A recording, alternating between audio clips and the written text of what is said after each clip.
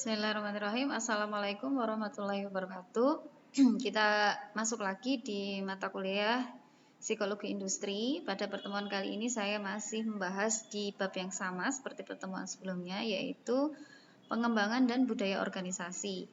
Ya, tapi ini bagian keduanya. Jadi saya khusus membahas tentang budaya organisasinya. Kalau yang pertemuan sebelumnya kita lebih ke bagaimana membentuk dan mengembangkan organisasi ya. Baik, langsung saja kita masuk ke slide selanjutnya. Kita perlu pahami dulu apa sih budaya organisasi itu. Di situ saya sudah menyebutkan satu definisi ya.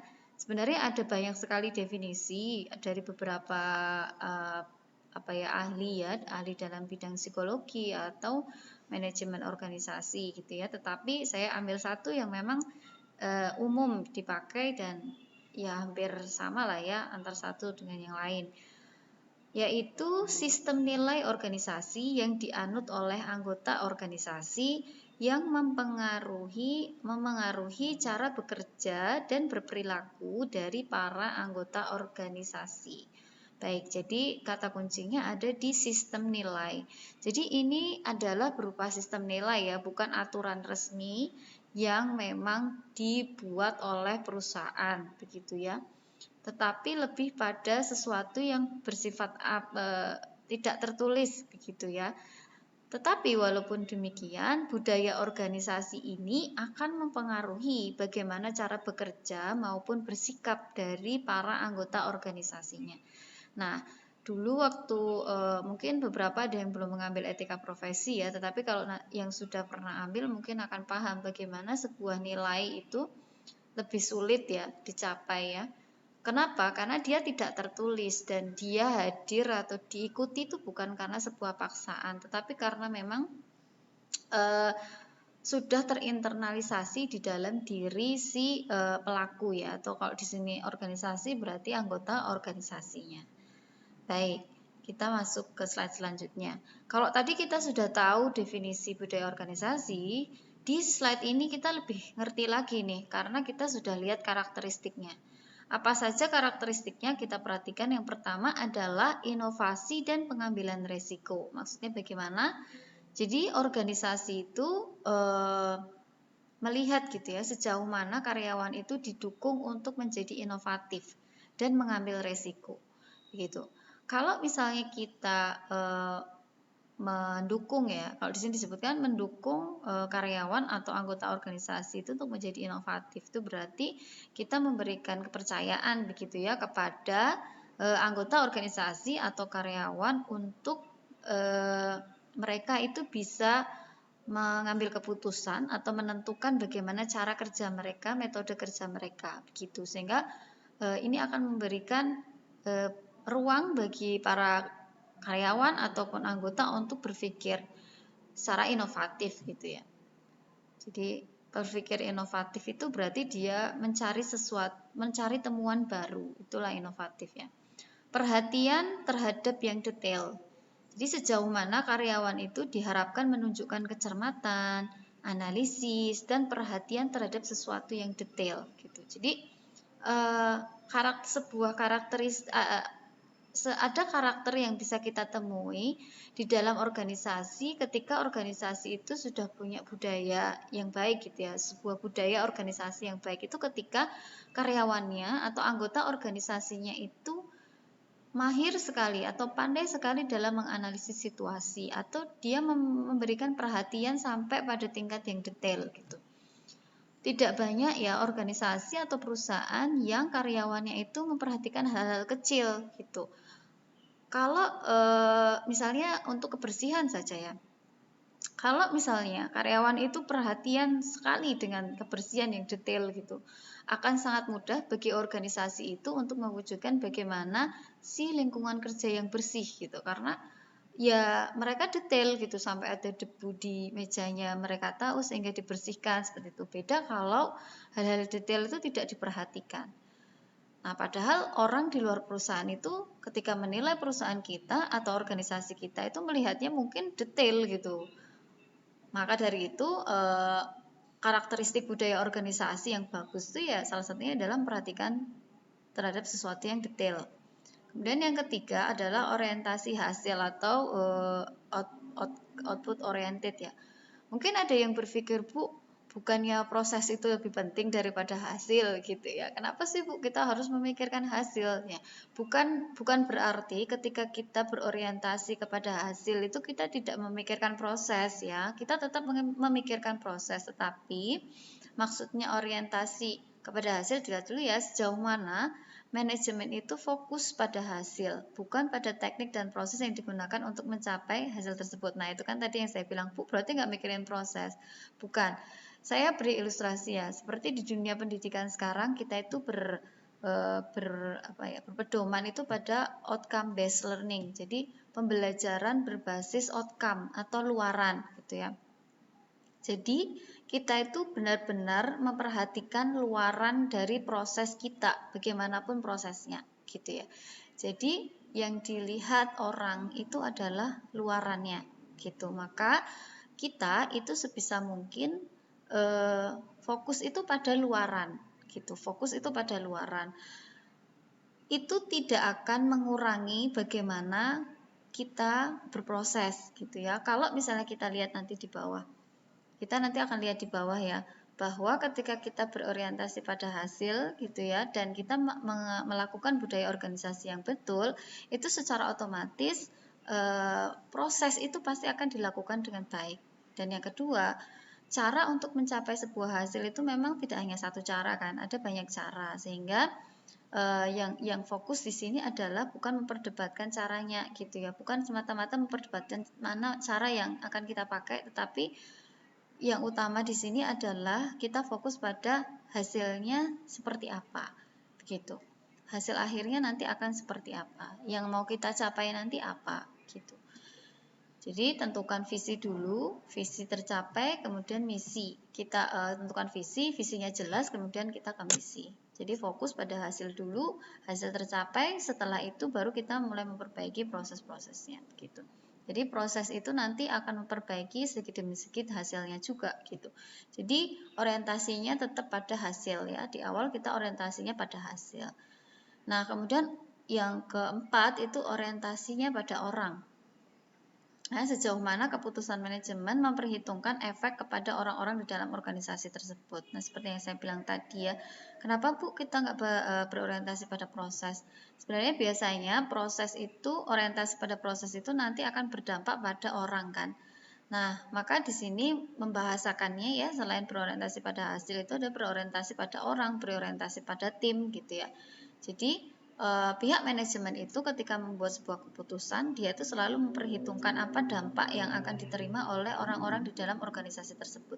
Jadi tidak mengabaikan sisi-sisi humanisnya, gitu ya. Jangan hanya karena ini keuntungannya banyak, hasilnya pasti akan tercapai, kemudian orang-orang itu akan diabaikan, beban kerjanya diabaikan, kemudian kelelahannya diabaikan, itu tidak bisa. Stres kerjanya diabaikan, itu tidak bisa.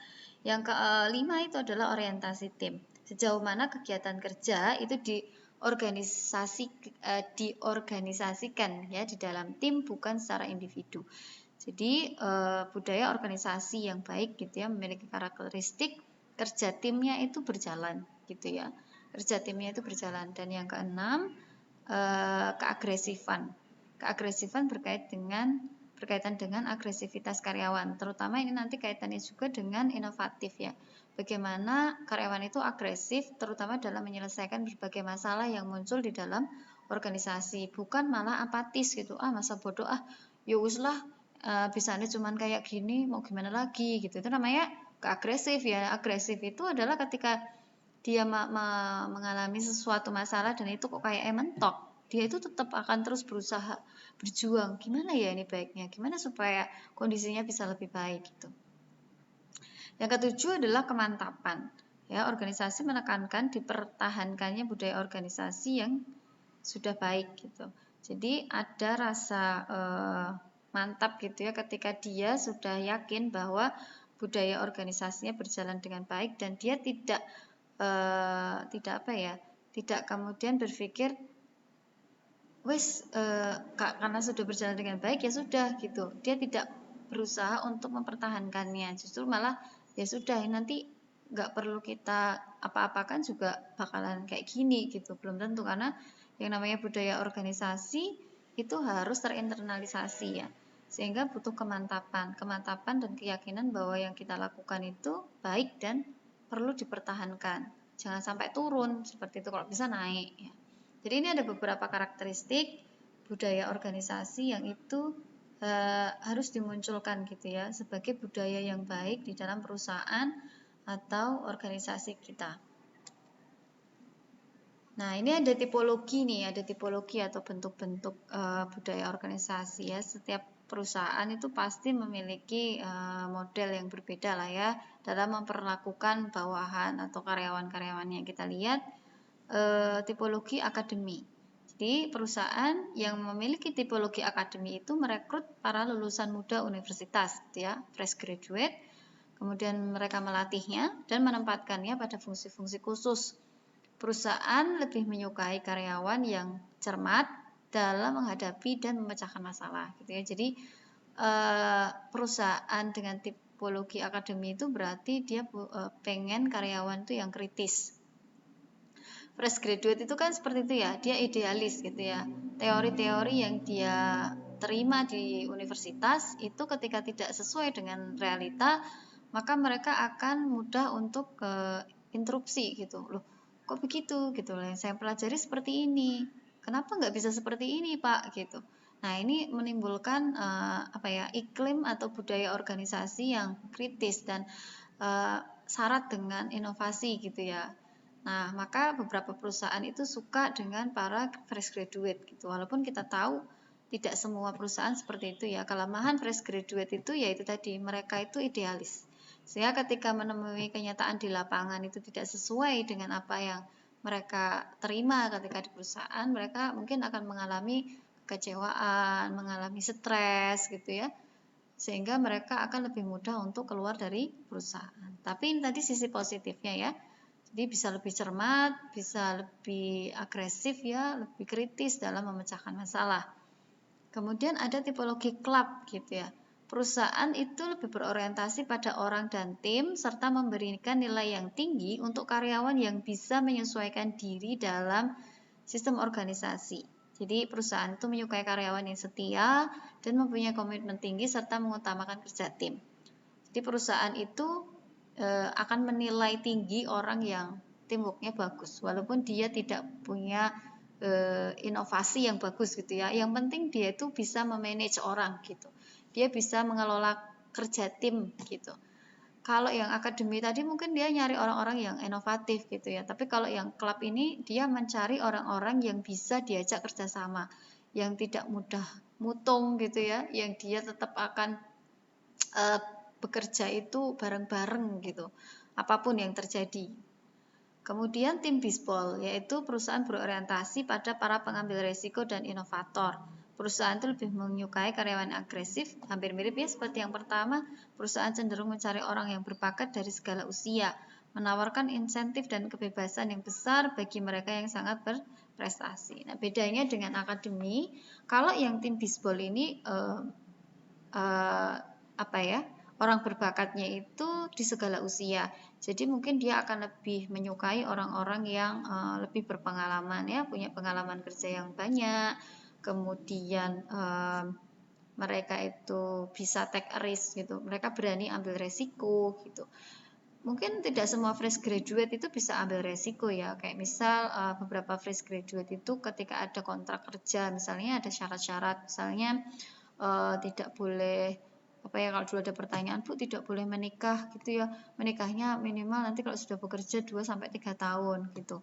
Kemudian tidak boleh keluar dari perusahaan selama 3 tahun atau 5 tahun pertama begitu. Nah, itu tidak semua fresh graduate bisa seperti itu. Nah, maka ada perusahaan-perusahaan yang dia mencari orang-orang yang mampu take a risk gitu. Dia mau mengambil resiko dari keputusannya dengan membuat syarat-syarat seperti itu. Nah, itu salah satunya untuk menguji ya apakah orang-orang ini bisa mengambil resiko dengan baik gitu. Dan yang keempat adalah benteng. Jadi perusahaan cenderung mempertahankan budaya yang sudah baik ya. Kelemahan dari tipologi benteng ini Kalau memang misalnya ada budaya yang lebih baik dari saat ini, mungkin akan susah gitu ya untuk merubah gitu, karena mereka sudah merasa bahwa budaya mereka saat ini sudah bagus, jadi cenderung dipertahankan. Jadi mereka tidak mau menerima pengaruh-pengaruh lain yang dirasa nanti justru akan merusak organisasi atau perusahaan itu sendiri.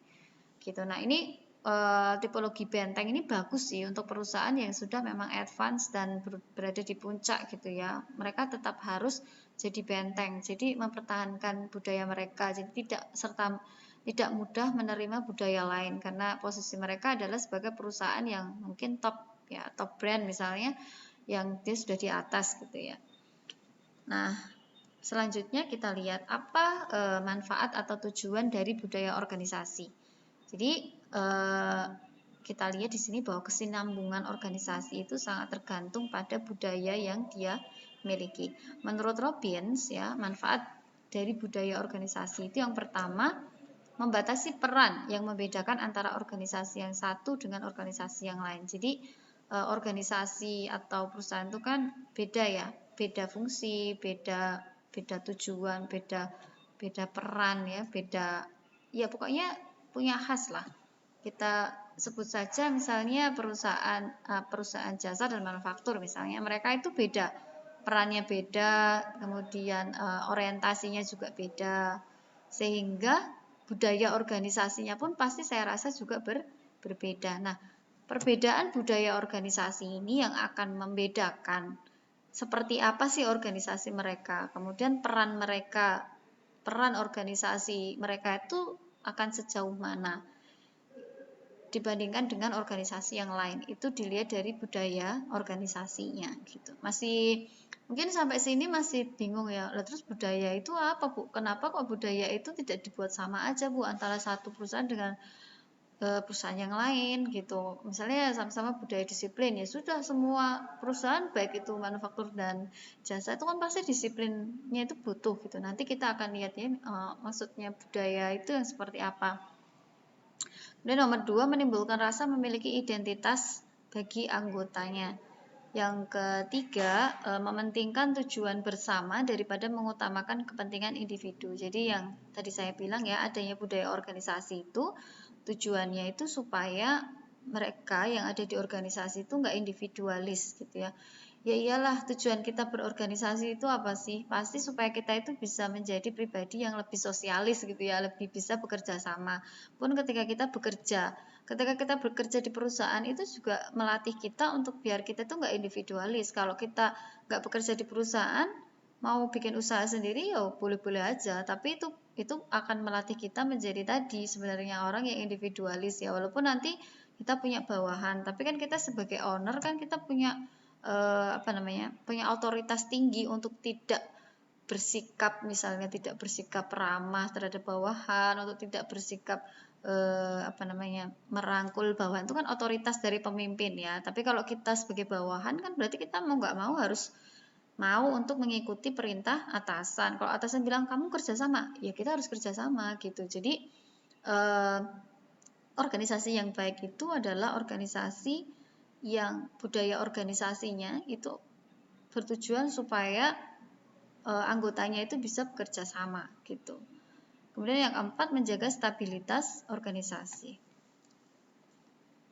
Baik, nah sekarang kita lihat budaya kerja itu gambarannya seperti apa, Bu? Gitu. Nah, ini secara konseptual saja ya. Budaya kerja itu dapat digambarkan ke dalam 5 ciri ya, 5 ciri lah ya. Yang pertama itu adalah integritas dan profesionalisme. Jadi maksudnya integritas dan profesionalisme itu adalah adanya konsistensi lah ya, adanya konsistensi antara apa yang diucapkan dengan apa yang dilakukan. Jadi pertama jujur ya, jujur itu kaitannya kalau sikap ya itu berarti jujur, dan itu menepati janji ya, karena apa yang dia ucapkan itu sama dengan apa yang dia lakukan gitu. Berarti ada kejujuran, ada komitmen untuk menepati janji. Itu secara konseptual termasuk budaya kerja.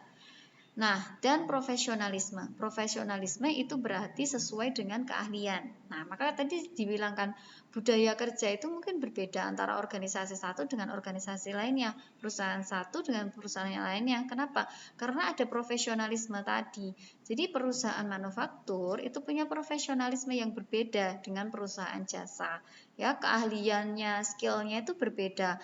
Mungkin manufaktur itu lebih ke arah skill kerja tangannya, kerja matanya gitu ya, memeriksa apakah produk itu bagus atau enggak. Tetapi di perusahaan jasa enggak, mereka profesionalismenya mungkin dalam hal bagaimana mereka berkomunikasi, bagaimana mereka itu memanage waktu misalnya, atau memanage semua keluhan-keluhan dari konsumen misalnya begitu. Bagaimana mereka menawarkan produk-produk yang sifatnya itu abstrak misalnya kayak gitu. Nah, itu bagian dari budaya kerja ya, yang bisa berbeda antara satu organisasi dengan organisasi lain karena perannya berbeda loh ya. Jadi profesionalismenya juga berbeda. Kemudian yang kedua, budaya kerja itu dapat digambarkan melalui kepemimpinan dan keteladanan. Jadi kepemimpinan dan keteladanan. Kalau keteladanan itu berarti sudah jelas ya, kita saling memberi contoh yang baik antara satu dengan yang lain. Jadi tidak hanya dari pimpinan yang harus memberikan contoh yang baik kepada bawahannya, tetapi bawahan pun itu menunjukkan contoh yang baik paling tidak kepada teman rekan sekerjanya gitu ya Kak. Lebih baik lagi kalau ada bawahan yang memberi contoh yang baik pada pimpinannya gitu. Jadi pimpinan itu belajar dari bawahannya gitu. Dan terkait dengan itu keteladanan ya, kalau kepemimpinan itu berarti bagaimana pemimpin itu bisa mendayagunakan bawahannya dengan baik, dengan optimal gitu ya, sehingga bisa sama-sama bekerja untuk mencapai visi perusahaan gitu. Jadi itu apa namanya, gambaran budaya kerja yang kedua. Jadi kepemimpinan dan keteladanan. Yang ketiga itu adalah kebersamaan dan dinamika. Itu maksudnya dinamika kelompok ya. Kebersamaan dan dinamika kelompok. Jadi budaya kerja itu dapat digambarkan melalui kebersamaan dan dinamika kelompok. Jadi bagaimana perusahaan dan atau organisasi itu melatih anggotanya untuk bisa bekerja di dalam tim. Karena sudah berulang kali ya kita mendengar teori bahwa kalau kita kerja sendiri itu hasilnya satu, kalau kita kerja bareng-bareng itu hasilnya bisa 1+1 bukan sama dengan 2, tapi bisa sama dengan 11 gitu. Walaupun di dalam kebersamaan atau kerja tim itu pasti ada konflik gitu ya. Itu sudah banyak ahli yang mengemukakan gitu ya, bahwa di setiap teamwork itu pasti ada konflik ya. Nah, pasti harus ada cara gitu ya, bagaimana ketika konflik itu muncul, apa yang harus dilakukan oleh pimpinan ya untuk bisa menyelesaikan konflik sehingga teamwork itu akan tetap berjalan dengan baik dan menghasilkan produktivitas yang tinggi. Sehingga tadi ya, budaya kerja itu adalah budaya kebersamaan dan dinamika kelompok. Kemudian ada rasionalitas dan kecerdasan emosi gitu. Jadi budaya kerja itu secara konseptual itu bisa berarti adalah rasionalitas dan kecerdasan emosi gitu ya. Orang di dalam perusahaan itu tidak hanya dilatih untuk berpikir secara logis menggunakan rasionalitasnya, tetapi dia juga harus dilatih untuk memiliki kecerdasan emosi yang bagus. Kecerdasan emosi yang bagusnya seperti apa Bu? Gitu. Dia sudah dibahas juga di etika profesi. Jadi kemampuan untuk bisa mengendalikan emosi diri sendiri, untuk bisa mengetahui bagaimana bagaimana orang lain gitu ya, bagaimana karakteristik orang lain, mengetahui apa sih yang bisa memunculkan semangat orang lain untuk bekerja, apa sih yang bisa memaksimalkan potensi orang lain ya, terutama tidak mutungan gitu ya. Kecerdasan emosi yang baik itu tidak mutungan gitu, karena seringkali seperti itu ya di dalam teamwork itu, ketika kita menemui satu anggota yang itu memang tidak aktif, tidak mau diajak kerjasama, itu pasti mutung gitu ya. Kalau sudah mutung nanti cari kubu ya, cari sekutu gitu. Jadi akhirnya malah pecah gitu ya. Jadi tetap bangun rasionalitas dan kecerdasan emosi. Yang terakhir adalah ketepatan dan kecepatan. Jadi budaya ini termasuk budaya kerja ya, tepat waktu, cepat dalam bekerja itu termasuk di dalam budaya kerja. Nah, budaya kerja ini semuanya dilakukan supaya mampu meningkatkan produktivitas kerja untuk menghadapi berbagai tantangan di masa yang akan datang. Gitu. Jadi kalau misalnya kita lihat tadi, budaya kerja itu apa, Bu? Nah, bisa terjawab di dalam slide ini.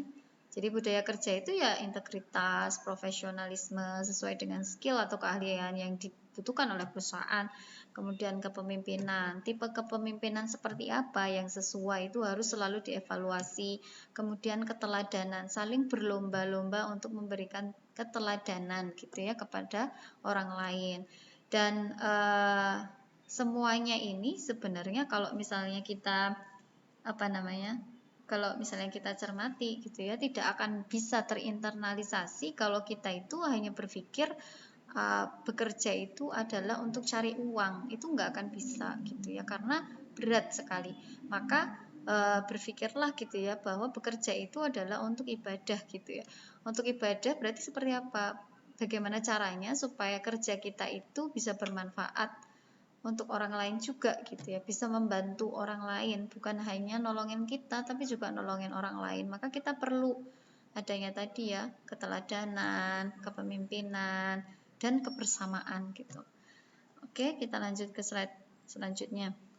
Nah, ada beberapa dampak dari dimunculkannya budaya organisasi. Itu ada pendapat dari Kotter ya, dalam Corporate Culture and Performance, tulisannya tahun 97, dan mirip dengan tulisannya Nur Farhati tahun 99 ya, bahwa budaya perusahaan itu ternyata berpengaruh secara dominan terhadap kinerja karyawan ya, bukan main-main. Ternyata kinerja itu ternyata bisa dipengaruhi secara dominan oleh budaya organisasi yang baik gitu.